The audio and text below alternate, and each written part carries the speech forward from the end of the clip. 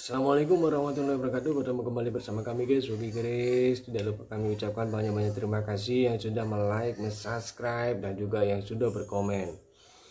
Tidak lupa kami doakan juga mudah-mudahan rekan-rekan semuanya selalu diberikan kesehatan jasmani dan rohani, dimudahkan segala rezekinya, dimudahkan segala hajatnya, apa yang dicita-citakan selalu dapat tercapai dengan adanya doa rekan-rekan semua secara istiqomah memohon kepada Tuhan Yang Maha Esa. Amin amin ya robbal alamin.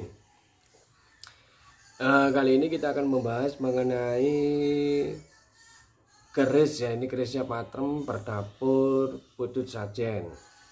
Kita langsung aja buka kerisnya.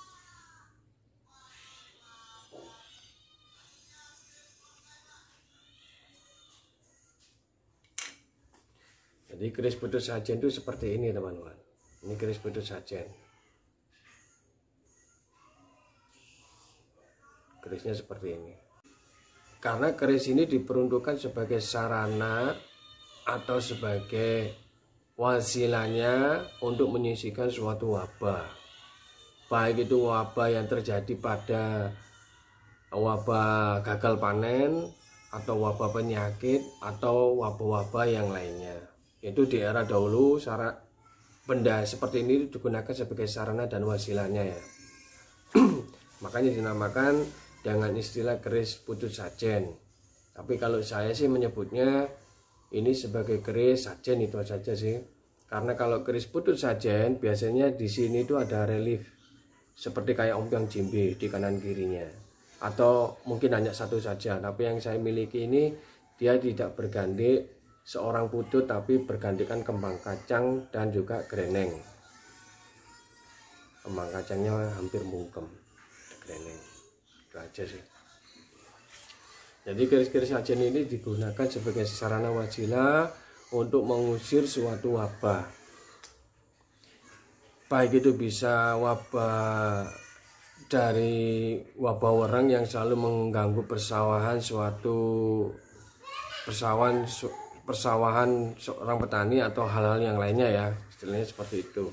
Atau mungkin dalam suatu pedesaan itu ada suatu wabah penyakit, maka diritualkanlah oleh seorang yang rohaniawan atau seorang yang memiliki kemampuan untuk menyisikan suatu doa tersebut dengan menyisikan suatu wabah tersebut dengan doa dan sarana seperti keris sajen ini.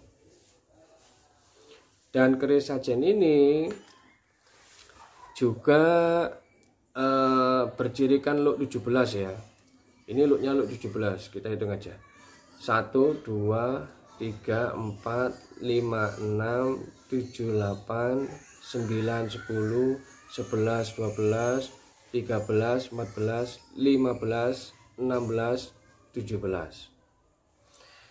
Sedangkan keris sajen yang saya miliki ini memiliki luk 17. Jadi luk 17 di sini juga memiliki suatu makna ya. Katakanlah dari angka 17 tersebut, bila kita pilih angka satunya itu melambangkan tentang ketuhanan Yang Maha Esa, bahwasanya Tuhan itu satu.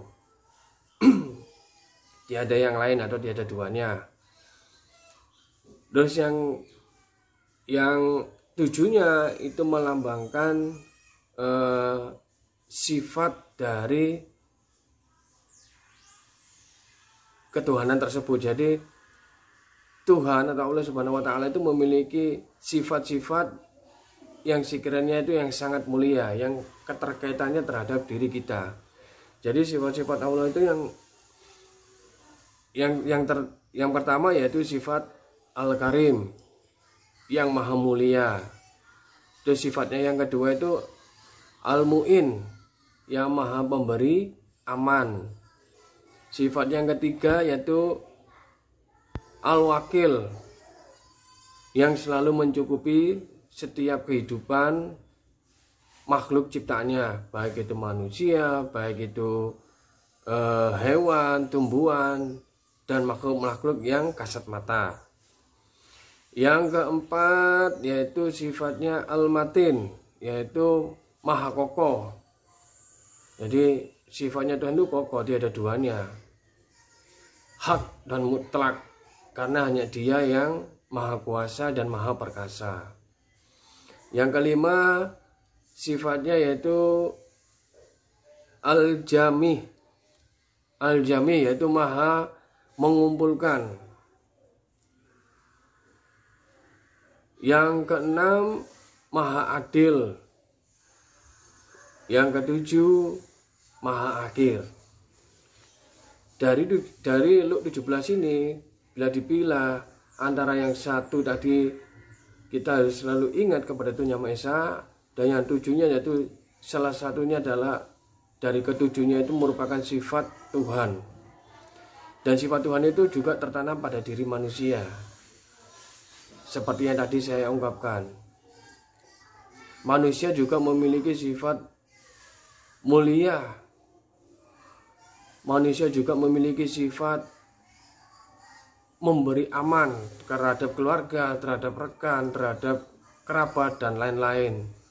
Khususnya untuk harus saling memberi dan saling menerima antara satu dan yang lainnya, yaitu yang memberikan suatu keamanan atau kenyamanan ya.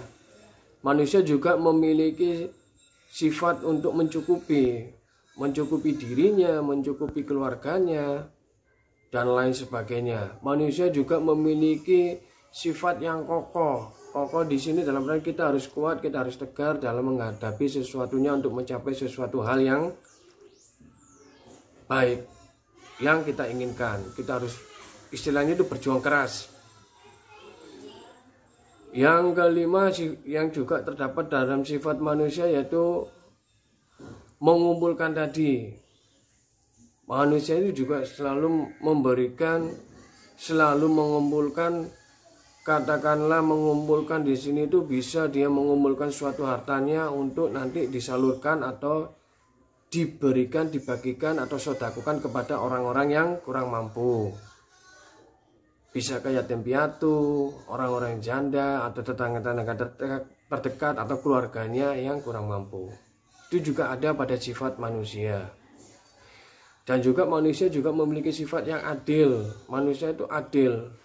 Kalau memang orangnya benar, itu pasti akan memiliki jiwa-jiwa yang adil dalam dirinya. Tapi kalau orangnya itu nggak benar, katakanlah hatinya sudah nggak baik,